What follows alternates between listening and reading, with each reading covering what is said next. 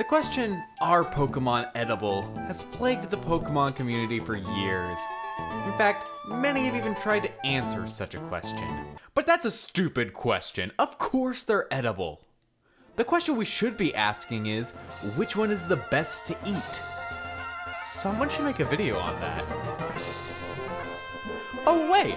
Okay, to start off, we need to get some parameters in line, because I am not going through all 800 plus Pokemon, that's insane.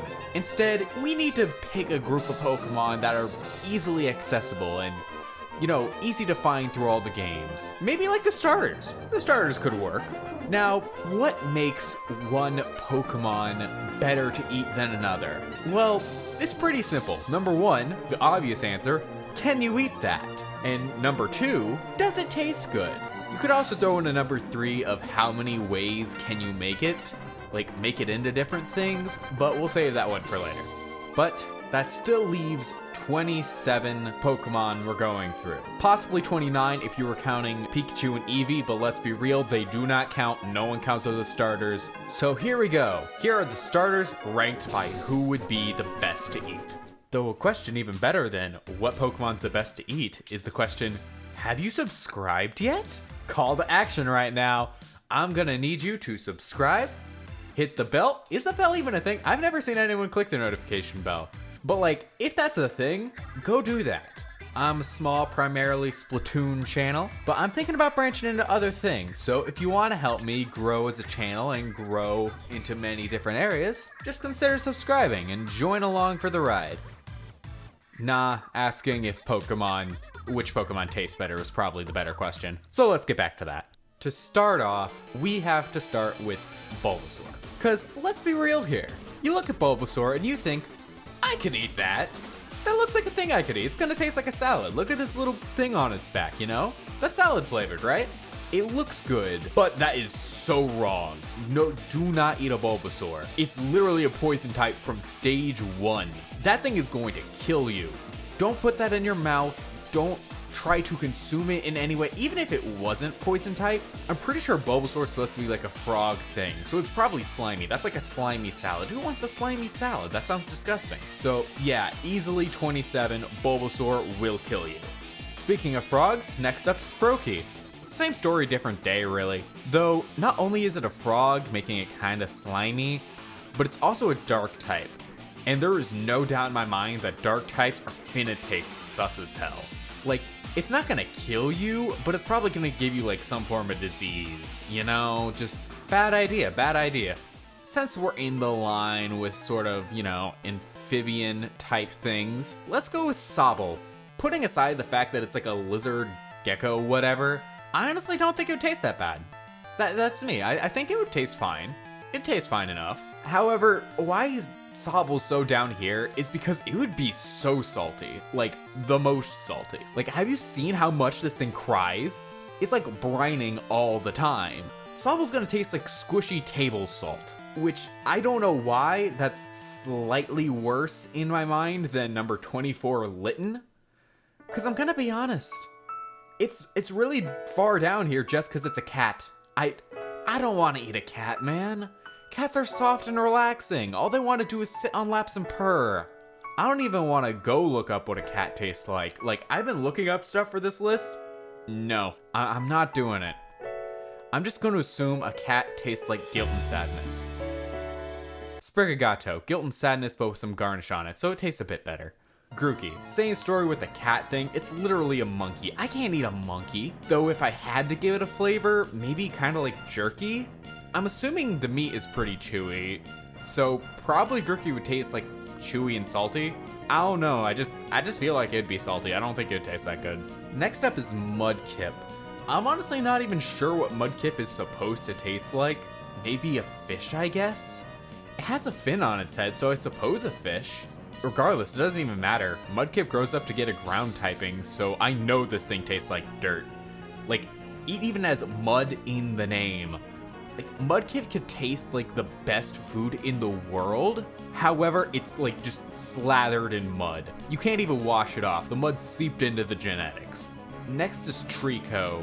I don't think Treecko would taste all too bad, I'm gonna be real. However, its taste flavor is not what brings it down here. You see this thing? Take a real look at it a second. That's just a green person.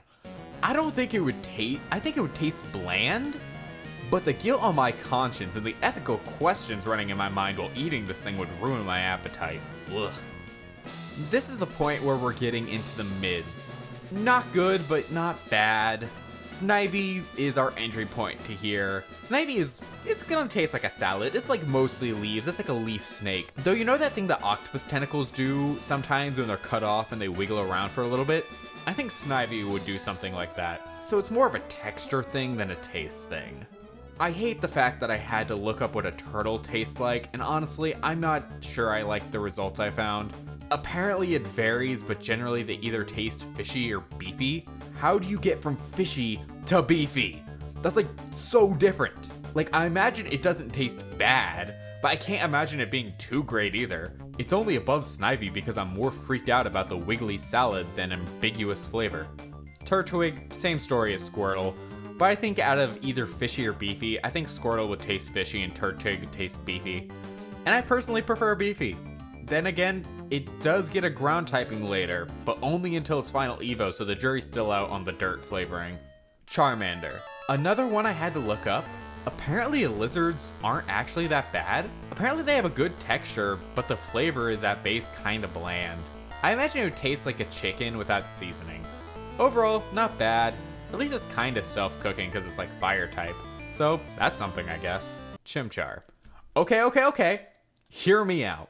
I already feel you looking at me weird for having a monkey this high, but listen. I'm sorry. I have no reason to feel this way, but I just feel Chimchar would taste good. Like, not in flavor, because then we get like a Grookey situation, but I feel like it would just be tender enough to be almost perfect. Taste mid, but the texture immaculate. Fennekin.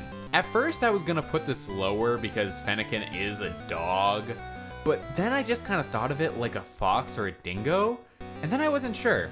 Like, I don't want to eat a dog, but Fennekin's a fox, and for some reason I don't think they have the same sort of hang-up about eating a fox. As for the flavor, I imagine kind of beefy, though I think the psychic type later in life would make its flavor kind of exotic, but in like a good way. Let me know in the comments if you get what I mean. Now we're onto the starters that I think would actually taste good, not just mid. Starting off, Cyndaquil. I don't know what type of animal Cyndaquil is supposed to be, so I'm gonna take some creative liberties. This thing would 100% have some sort of natural spice in it. Like, this is one of those meats that you probably want to make like mostly rare and bloody because the thing's blood has like a pepper juice flavor. That's probably why it's like so angry as it evolves. It just gets pissed at the pain of its hot sauce blood. Spicy and delicious, 7 out of 10. I've never had otter before, but I don't think they would taste that bad. From what I've seen from Google searching, otter meat's apparently not only delicious, but also high in protein and low in fat. Plus, because Oshawott a water type, I feel like it'd have an oceany brine to it, you know? On top of that, you could even present the dish creatively by displaying the meat on its own little stomach shell. Healthy for you, tastes great, looks nice, nearly the perfect meal. Popplio was one of the ones that I'm kind of split on, but I'm leaning more towards it tasting good. On one hand, Popplio is a clown, and as the joke goes, don't eat clowns, they taste kind of funny. On the other hand, apparently seals taste so good that in certain places, seal meat competes with foods like pork or chicken. I tend not to judge things before seeing for myself, but at the same time, where there's smoke, there's fire, and if seals are competing with things like pork, put some Popplio on my plate, I'm finna find out. This was another one I was not expecting to be this high up the list. At first I was like thinking, really? I would never eat a crocodile. That has to taste nasty. But no, apparently it tastes very similar to chicken. That in and of itself wouldn't be good enough to bring it this high up on the list. However, I saw a video of somebody making crocodile sausages, and like maybe I'm just hungry right now, but if someone asked me to eat some croc right now, I totally would. Fuecoco is in the same basket, but this time it 100% has some sort of pepper flavoring to the meat. Not where like I'm headcanoning with Cyndaquil, there is no chance in hell that like this thing does not have some pepper to it. Like, you wouldn't need to spice this thing at all, just fry it up and boom, good meal. Chespin feels like one of those animals you get at a fancy restaurant that serves food in tiny portions, but like, while it wouldn't fill you, it would taste amazing. As with most grass types, it inherently has a kind of garnishy feel to it, but more than that, I feel the meat would just be the right level of tender and savory. Just look at this thing, look how pudgy it is. It's all squishy and junk. And yet, later, it becomes a fighting type. So that means the meat must not have a lot of fat to it. That must be like, you know, meat. In the hands of a good chef, chestpin steak would be a delicacy. I'ma do Piplup, Rowlet, and Quaxly, 7, 6, and 5 respectively, together because they're all up here for the same reason. They're birds. Birds are really easy to cook, and honestly, I have no doubt in my mind that people serve these threes on like a dinner table every night. But wouldn't that make them worse than some others on this list? They seem kinda bland.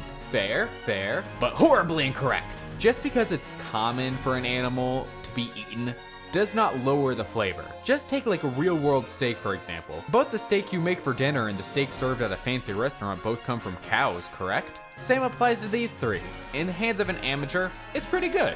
But in the hands of a master, mwah, magnificent. As for flavor, I don't know, chickeny I guess. You get the idea. I'ma be real. I have no reason for this being as high as it is. It just looks so edible. Like even before I was making this video, heck, ever since I was a kid, Chikorita has always been a Pokemon that I've wanted to eat. I don't know why, just looking at it objectively. It probably doesn't taste like all that. It probably is like another one of those salad tasting ones. But I can't stop thinking that if I bit into it, it's gonna taste like a citrus fruit or like a melon. You can see it, right? I'm not the only one wanting to eat a Chikorita. But you know what? No matter how good a Chikorita might taste, it just doesn't have what it takes to make it into the top 3. Speaking of, number 3, Score Bunny. Gonna be real, no one cares about 3rd place, and we all kinda know the reasoning for this one. It's a rabbit. What more is there to say? Like all fire types, it has an inherent spice in pre-cooking, and for eons humans have hunted and eaten rabbits. It tastes good and it's a fire type. You get the idea. Moving on. And the moment we have all been waiting for. The big reveal of the top 2. I'm not one to make you wait, so here it is. At 2nd place, we have our Gen 3 fire starter, Torchic, making our Pokemon of the hour, one of, if not the most hated fire starter, the best tasting Pokemon, Tepig. Now, I kid you not, I spent like an hour trying to determine which of these two was gonna take the crown here. Both are delicious in their own rights. On the side of Torchic, it's literally chicken. One of, if not the most loved meat on the planet. Chicken can really be a part of any dish and even as the focus of the meal. It still tastes amazing. Plus, Torchic doesn't really have a ton of feathers to its name, so most of its silhouette is actually meat. On the other hand, you have Tepig, rocking a similar belovedness as chicken. While it can't really work as like a side dish like chicken can, the wide array of ways to utilize pork easily makes up for it, be it pork chops, barbecue, pot roast, you name it. Additionally, while there are many ways to utilize pork, there are even more ways to prepare it like brining, breading, smoking, etc. Both Torchic and Tepig stand above all the rest of the starters, each titans in their own right. Though there can only be one winner. And the deciding factor at the end of the day wasn't anything as fickle as presentation or texture, or other things I based on the previous ones. What tipped Tepig over the edge for me was that Torchic just didn't have enough meat on its bones to live up to its full potential. Like, just look at this thing. It has no thighs to speak of. There's like no chicken leg for you there. And it would not surprise me if this thing was like 90% bones on the inside. It just doesn't have enough of itself to fulfill its full eating potential. Whereas Tepig, on the other hand, has everything it needs to be. It's just a pig, but orange, making it undoubtedly, in my mind, the best tasting starter Pokemon. But what about legendaries, though? Because I am convinced last place has to be Lunala. It's a bat. We all know what happened last time someone ate a bat. That joke's in poor taste, but you know what's also in poor taste? Probably so good. If you like what you saw here, try checking out my rock, paper, scissors video. Kinda like how this one was based on the Splatfest last Saturday, that one was based on the Splatfest a while ago. Though, if you want to see more of my, like, Splatoon-based content, try going back and checking out some of my other videos. Like the one where I try to determine what's the better backlines weapon, the Dynamo Roller or the Charger. Though if you liked how this video works and want to see some more stuff about that, let me know in the comments. and give a subscribe so that you can stay updated for when I do more things like this. Thank you for watching. Hope you all have a good day.